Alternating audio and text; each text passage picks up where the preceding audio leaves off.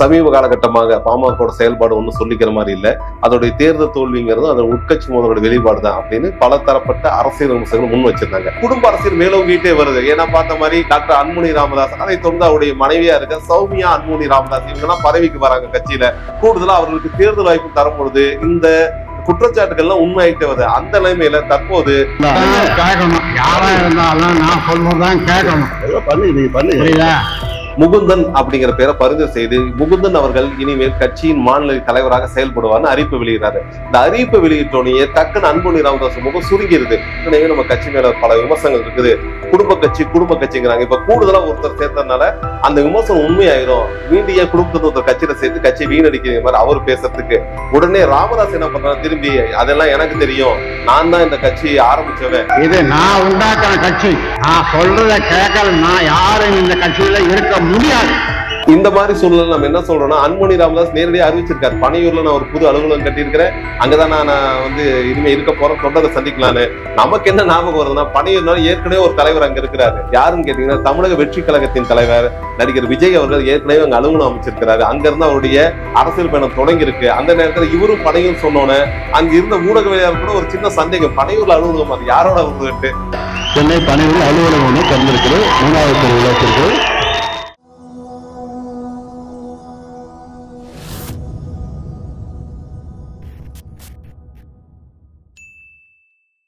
பாமகவில் உட்கட்சி மோதல் வெளியே வந்திருக்கிறது. ஏன்னா ஏற்கனவே நம்ம சொல்லிட்டு இருந்தோம், பாட்டாளி மக்கள் கட்சியில நிறைய உட்கட்சி மோதல் நடந்துட்டு இருக்குது, வெளியே தெரியல. இன்னும் சொல்ல போனா சமீப காலகட்டமாக பாமக செயல்பாடு ஒன்றும் சொல்லிக்கிற மாதிரி இல்லை. அதோடைய தேர்தல் தோல்விங்கிறது அதோட உட்கட்சி மோதலோட வெளிப்பாடு தான் அப்படின்னு பல தரப்பட்ட அரசியல் விமர்சகர்கள் முன் வச்சிருந்தாங்க. இந்த நிலை என்ன ஆச்சுன்னா, இந்த 2024ஆம் ஆண்டு முடிய போகும் நேரத்துல பாமகவோட பொதுக்குழு, சிறப்பு பொதுக்குழு புதுச்சேரி மாநிலத்துல கூடியிருக்காங்க. புதுச்சேரி மாநிலத்துல கூடி இந்த கட்சி இனிமே என்ன செய்யணும், என்னென்ன திட்டங்கள் வச்சிருக்கோம், நம்ம அடுத்த கூட்டணி எப்படி அமைக்கலாம், யாரு கூட நட்பு வச்சுக்கலாம், யாரை வெறுக்கலாம், எந்தெந்த அம்சங்கள்ல போராட்டங்கள் முன்னெடுக்கலாம்னு கலந்து பேசி, அதே போல நிர்வாகிகள் யார் யாரு, புதிய நிர்வாகிகள் வேணுமா, இல்ல பழைய நிர்வாகிகள் சரியா செயல்படுறாங்கன்ட்டு கட்சியோட அனைத்து அரசியல் விவரங்களும் முன்னெடுக்கிறதுக்காக பாட்டாளி மக்கள் கட்சி நிறுவன தலைவர் ராமதாஸ் தலைமையில சிறப்பு பொதுக்குழுங்கிறது புதுச்சேரியில கூடிச்சு. இந்த பொதுக்குழுல அது வழக்கமா இருக்கிற மாதிரி நிறுவன தலைவர் டாக்டர் ராமதாஸ் அவர்கள் தலைமையிலும், கூடுதலா கௌரவ தலைவர், முன்னாள் தலைவரா இருந்தார்ல கோகா மணி, அவர் கௌரவ தலைவர், அவர் அந்த மேடையில இருக்காரு. தற்போதைய பாமகவின் மாநில தலைவரா இருக்கிற அன்புமணி ராமதாஸ் அவர்கள் அந்த மேடையில இருக்காங்க. உட்கார்ந்து இந்த பொதுக்குழு ஆரம்பிச்சு பல அரசியல் வாதங்கள் போயிட்டு இருந்த சூழ்நிலை ஒரு கடத்துல கட்சியோட இளைஞர் அணிக்கு புதிதாக தலைமை நியமிக்கணும் அப்படிங்கிற முடிவுக்கு வந்த ராமதாஸ் என்ன பண்றாருன்னா, அவராகவே தன்னிச்சையாக கட்சியோட மாநில இளைஞர் அணியை வலுப்படுத்தணும், அதுக்கு புதிய தலைமை தேவைப்படுது. அந்த வகையில முகுந்தன் அப்படிங்கிற பேரை பரிந்துரை செய்து முகுந்தன் அவர்கள் இனிமேல் கட்சியின் மாநில தலைவராக செயல்படுவார்னு அறிவிப்பு வெளியிடுறாரு. இந்த அறிவிப்பு வெளியிட்டோனே டக்குன்னு அன்புமணி ராமதாஸ் முகம் சுருங்கிருது. ஏன்னா அன்புமணி ராமதாஸ் சொன்ன கோபத்தை என்ன, ஏற்கனவே நம்ம கட்சி மேல பல விமர்சனங்கள் இருக்குது, குடும்ப கட்சிங்கிறாங்க. இப்ப கூடுதலா ஒருத்தர் சேர்த்ததுனால அந்த விமர்சனம் உண்மையாயிரும். மீண்டிய குடும்பத்தை ஒருத்தர் கட்சியில சேர்த்து கட்சியை வீணடிக்கிற மாதிரி அவர் பேசுறதுக்கு உடனே ராமதாஸ் என்ன பண்றாரு, திரும்பி அதெல்லாம் எனக்கு தெரியும், நான் தான் இந்த கட்சியை ஆரம்பிச்சவன், பாமக கட்சியை ஆரம்பிச்சவனா வன்னியர் சங்கத்தை நிறுவனம்னா, அதனால நான் எடுக்கிற முடிவு தான் கட்சியோட இறுதி முடிவு, ஆனா இந்த முடிவு தான் செயல்படுத்த சொல்ல அன்புமணி ராமதாஸ் மூஞ்சில் ஒரு சுணக்கம் தெரியுது. கூடுதலா என்ன சொல்றாரு அன்புமணி ராமதாஸ், என்ன இப்படி சொன்னா எப்படிங்கிறப்ப ராமதாஸ் இன்னும் கடுப்பாகி, இல்ல நான் சொல்ற முடிவுதான் இறுதியானதுன்னு மீண்டும் அறிவிக்கிறார். அறிவிக்கும் போது கூட்டத்துல இருந்து அதற்கு எதிர்ப்பும் வருது, ஆதரவும் வருது. இந்த எதிர்ப்பு தெரிவிச்சவங்க ரொம்ப குறைவா இருந்தாங்க. ஒரு கடத்துல ராமதாஸ் அவருடைய அறிவிப்புக்கு ஆதரவு எதிர்ப்பு 2 இருக்கும்போது ராமதாஸ் அவர்கள் ரொம்ப கடுப்பா இது என்ன நம்ம கட்சி, நான் சொல்றதை கேட்கலாம் எப்படின்ட்டு, என்னுடைய முடிவுக்கு யாரெல்லாம் ஆதரவா இருக்காங்களோ அவங்க மட்டும் இருந்தா போதும், இந்த முடிவுக்கு யார் எதிர்ப்பு தெரிவிக்கிறீங்களோ அவங்க மேடையை விட்டு அரங்கத்தை விட்டு இப்பயே வெளியேறலான்ட்டு வெளிப்படையா அறிவிச்சோன்னா அன்புமணி ராமதாஸ் முகம் இன்னும் ரொம்ப கோவத்துக்கு போயிருது. கையில இந்த மைக்க உடனே அவர் தூக்கி போடுறாரு. தூக்கி போயிட்டு உடனே கையில வேற ஒரு மைக்க வாங்கி என்ன சொல்றாருன்னா, இனிமேல் கட்சி தொண்டர்கள் என்னை சந்திக்க வேண்டும் விரும்புனா பனையூர்ல நான் புதிதாக கட்சியில் தொடங்கியிருக்கேன், அங்க என்ன சந்திங்க அப்படின்னு சொல்லிட்டு அலைபேசி நம்பர் குறிப்பிடுறாரு. இந்த அலைபேசி எண்ணுக்கு நீங்க எப்பனாலும் தொடர்பு கொள்ளலாம், கட்சியோட எதிர்காலத்தை பற்றி நாம அடுத்த கட்ட நகர்லாம சொல்லிட்டு, ஆனா அதே இடத்துல தான் அமர்ந்திருக்காரு, வெளியே போக கிடையாது. ஆனா இது மூலம் என்ன தெரிய வருதுன்னா, மீண்டும் ராமதாஸ் அதே பேரை சொல்ற முகுந்தன் நான் சொல்றேன், அவர் தான் இனிமே மாநில இளைஞர் தலைவர் அப்படின்னு சொல்றாரு. இந்த முகுந்தன் யார் அப்படின்னு பாத்தீங்கன்னா, முகுந்தன் அவரு டாக்டர் ராமதாஸுடைய மூத்த மகளா இருக்க காந்திமதியோட மகன் தான் முகுந்தன். இவர் கட்சிக்கு ரொம்ப நாள் பரிசமில்லாத ஆளு. ஒரு 3 மாதம் முன்னாடி தான் கட்சியில சேர்ந்திருக்காரு. ஏன்னா அன்புமணி ராமதாஸ் அவருடைய விவாதத்தின் போது அதையும் சொல்றாரு, கட்சியில சேர்ந்து 3 மாதம் ஆகுது, வந்தவொடனே இப்படி பொறுப்பை கொடுத்தீங்கன்னா ஏற்கனவே குடும்ப கட்சிங்கிறாங்க, அவரையும் கொண்டாந்து குடும்பத்திலிருந்து இன்னொருத்த சேர்த்தோம்னா கட்சி மேல நம்பிக்கை மக்களுக்கு போயிடும் சொல்றாரு. ஏன்னா இந்த மாதிரி ஏற்கனவே வரலாறு இருக்குது. அன்புமணி ராமதாஸுக்கு முக்கியத்துவம் கொடுக்கும் பொழுது உங்களுடைய குடும்பத்தினருக்கு முக்கியத்துவம் தரீங்க, அதனால கட்சி விட்டு வெளியேறன்னு வேல்முருகன் இப்போ தனியா தமிழர் வாழ்வுரிமை கட்சின்னு வச்சிருக்காருல, அந்த வேல்முருகன் இன்னைக்கு இளைஞர் தலைவரா இருந்தவர், அவரு பாமக விட்டு வெளியேறாரு. இது மாதிரி பல அனுபவங்களுக்கு சொல்றாங்க. கூடுதலா இந்த முறை யார அவங்க நாடாளுமன்ற தேர்தல் வேட்பாளர் அறிவிச்சாங்கன்னா அன்புமணி ராமதாஸுடைய மனைவியா இருந்த சௌமியா அன்புமணி ராமதாஸ் தான் நாடாளுமன்ற தருமபுரி தொகுதி வேட்பாளர் அறிவிச்சாங்க. அப்பொழுது விமர்சனம் எழுந்துச்சு. ஏன் விமர்சனம்லாம் பெருவாரியா எழுந்து வருதுன்னா, டாக்டர் ராமதாஸ் அவர்கள் 1989 இந்த பாட்டாளி மக்கள் கட்சி ஆரம்பிக்கிறார். அதுக்கு முன்னாடி வன்னியர் சங்கம், வன்னியர்களோட முன்னேற்றத்துக்காக பாடுபடுது. வன்னியர்கள் ஒடுக்கப்பட்ட சமூக பிரிவுகள் தான் இருக்கிறாங்க. அவருக்கு பிற்படுத்தப்பட்டோம்னு சொன்னாலும் அதுல மிகவும் பிற்படுத்தப்பட்டவர், எங்களுக்கு எல்லா உரிமையும் வேணும் அப்படின்னு எல்லா போராட்டமும் தொடர்ந்து மிகவும் பிற்படுத்தப்பட்ட இடஒதுக்கீடு வாங்கினதுல ராமதாஸ் அவர்கள் அங்க வகித்த தலைவராக இருந்த வன்னியர் சங்கத்துக்கு முக்கிய பங்கு இருக்கு. அதை யாரும் வரலாற்றுல குறைத்து மதிப்பிட முடியாது. அதே நேரத்தில் 1989 ஆரம்பிக்கப்பட்ட பாட்டாளி மக்கள் கட்சி 90-91 தான் தேர்தல் நடவடிக்கை இறங்குது. 91 தேர்தலில் நேரடியா பங்கெடுக்கிறாங்க. அப்போது டாக்டர் ராமதாஸ் அவர்கள் என்ன உத்தரவாதம் கொடுக்கிறாருன்னா, இந்த கட்சி பாட்டாளி மக்கள் நலனை பாதுகாக்கும் அப்படின்னு 2-3 உறுதிமொழி கொடுத்து கடைசி என்ன சொல்றேன்னா, நானோ என்னுடைய குடும்பத்தாரோ அரசு மற்றும் கட்சியில் வேறு எந்த பதவிக்கும் வரமாட்டேன், நான் மட்டும்தான் அந்த கட்சியில் இருப்பேன், என்னுடைய வாரிசுகள் யாரும் இந்த கட்சியிலோ இல்ல இதை தொடர்ந்த அரசியல்லையோ எந்த பதவிக்கும் வரமாட்டார்கள்னு உத்தரவாதம் கொடுக்கிறாரு. அது ஒரு உறுதிமொழின்னு அவர் கொடுக்கிறாரு.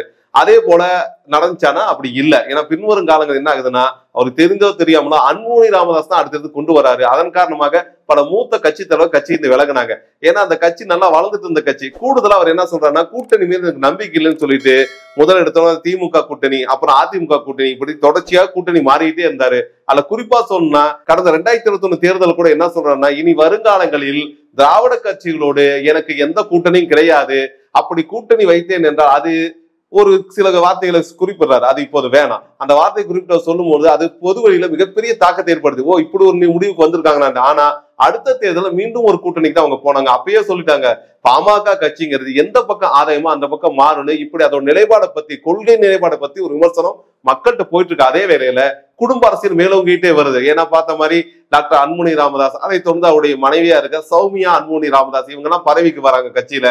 கூடுதலா அவர்களுக்கு தேர்தல் வாய்ப்பு தரும் பொழுது இந்த குற்றச்சாட்டுகள்லாம் உண்மையாயிட்டே வருது. அந்த நிலைமையில தற்போது டாக்டர் ராமதாசுடைய மூத்தவங்கள் காந்திமதியின் மகனாக இருக்கக்கூடிய முகுந்தன் அவர்களை பாமகவின் இளைஞரி மாநில தலைவராக முகுந்தனை அறிவித்ததுல மீண்டும் ஒரு சலசலப்பு இருந்திருக்கு. ஆனா இந்த சலசலப்பு பொதுவாக மக்கள்கிட்ட தானே வரணும். ஆனா அது அவர் குடும்பத்துக்குள்ளே வந்திருக்கு. இதன் மூலம் டாக்டர் ராமதாஸ் அவர்கள் குடும்பத்தில் இருக்கக்கூடிய அரசியல் சண்டை, யாருக்கு அதிகாரம், யாருக்கு பதவி, யார் அடுத்ததுக்கு ஒண்ணு, அப்பாவுடைய சொத்து கட்சி அப்படிங்கிற கண்ணோட்டத்துல இருந்து அந்த பதவிக்கான வேட்கையில தான் அன்புமணி ராமதாஸ் இதை மறுத்திருக்காரு. தான் மட்டும் தான் அங்க இருக்கணும்னு நினைக்கிற தவிர அவருடைய அக்கால் பையன் அங்க வரது கூட அவர் அனுமதிக்கல அப்படிங்கிற ஒரு கண்ணோட்டம் வந்திருக்கு. இன்னும் பார்க்க போனா அங்க இருந்த கட்சி தொண்டர்களுக்கு மிகப்பெரிய அதிர்ச்சி ஆகுது. இது என்னடா, அது எல்லாம் ஒரே இடத்துல தான் வராங்க, ஒரே குடும்பத்துல வராங்க. இந்த பொதுக்குழு கூடத்துக்கு முன்னாடி இவங்க செயற்குழு கூடி இருக்கும். கண்டிப்பா செயற்குழு கூடி ஒரு ஒருமித்த முடிவு எட்டியிருப்பாங்க. அந்த முடிவின் அடிப்படையில் தான் பொதுக்குழுல பொறுப்புகள் அறிவிக்கப்படும். அப்ப அந்த முடிவுகள் எடுக்கப்படதா இல்லையா, அப்படி எடுக்கப்பட்ட முடிவை யார் மீறினார்கள், அதை மீறினது டாக்டர் ராமதாஸா இல்ல டாக்டர் அன்புமணி ராமதாஸ்ங்கிற விவாதம் ஒரு பக்கம் போயிட்டு இருக்கு. எது எப்படி இருந்தாலும் கடந்த தேர்தலில் யாரோட கூட்டணிங்கிறப்ப பாமகவோட ஊசலாட்டம் அனைவருக்கும் தெரிஞ்சது. கடைசி நேரத்துல அவங்க பிஜேபியோட கூட்டணி வச்சத யாருமே ஏத்துக்கல. ஏன்னா அதுக்கு முன்னாடி எடுக்கப்பட்ட தேர்தல் நேர காலங்கள் எடுக்க போறாங்க அந்த பேட்டிகள், அதுக்கு முன்னாடி இருந்த அரசியல் பேட்டிகள் எல்லாம் டாக்டர் ராமதாஸ் என்ன சொல்றாருன்னா, இந்த ஆண்டு கொண்டிருக்கிற ஆட்சிக்கு, ஆண்டு கொண்டிருக்கிற பாஜக ஆட்சிக்கு நீங்கள் எவ்வளவு மதிப்பெண்கள் தருவீர்கள் என்றால் 0 மதிப்பெண் தான் கொடுப்பேன். ஏன்னா அதுக்கு கீழே மைனஸ்ல சொல்ல எந்த வேல்யூவும் இல்லை. அதனால இந்த ஆளுகின்ற அரசுக்கு 0 மதிப்பெண் கொடுப்பேன். இந்த ஒன்றிய அரசு எதற்கும் லாக்கி இல்லாத அரசு தெளிவாக பல நேர்காணல்கள் தெரிவிச்சிருக்காரு.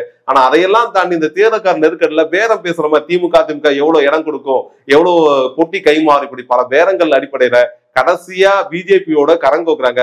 அப்ப கூட சொல்றாங்க, பிஜேபியோட கரங்கோக்குறதுக்கு சமூக நீதியை பேசுகின்ற ராமதாஸிற்கு உடன்பாடே கிடையாது. ஏன்னா இன்னைக்கு இருக்க ராமதாஸ் வேற, முன்னாடி இந்த ராமதாஸ் தொடர்ச்சியா சமூக நீதி பேசி அம்பேத்கர் பெரிய தூக்கி பிடித்து வளர்ந்ததுதான் அந்த கட்சி.